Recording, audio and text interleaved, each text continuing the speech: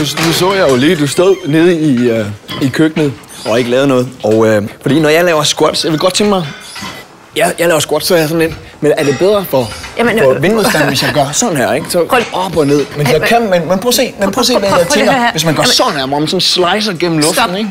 Jeg er ikke træner her. Er du ikke? Nej. Nå. Nej, jeg er her bare for, at jeg skal snakke med dem om nogle foredrag, som jeg måske skal holde. Her? Ja. I huset? Ja. Ja, det er jo så sindssyge ting, der foregår her. Ja. Det er. Ja. Nu jeg har dig, og du ikke laver noget alligevel. Er du færdig her?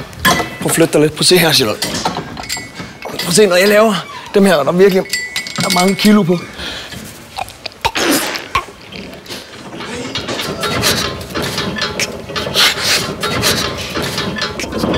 Så prøv at se mine ben. Og der ved jeg, at du har den der motivationsteknik. Det der, hvor du gør det der med at sådan... Kom nu! Nej, det kan jeg altså ikke. Okay, nej, men det er også. Mens jeg har dig. Og du alligevel ikke laver noget. Jeg var besat af den der video, du lavede, Baller og Stål. Ja. På VHS. Og så tænkte jeg, kunne det, hvis du... Bare lige til Instagram. Bum, sådan der.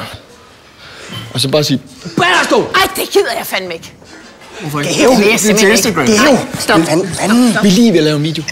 Vi skal lige... med dig igen? Ja. Jeg har sagt til dig, at du ikke må være her. Du må ikke komme mere. Ej, det er også Ja.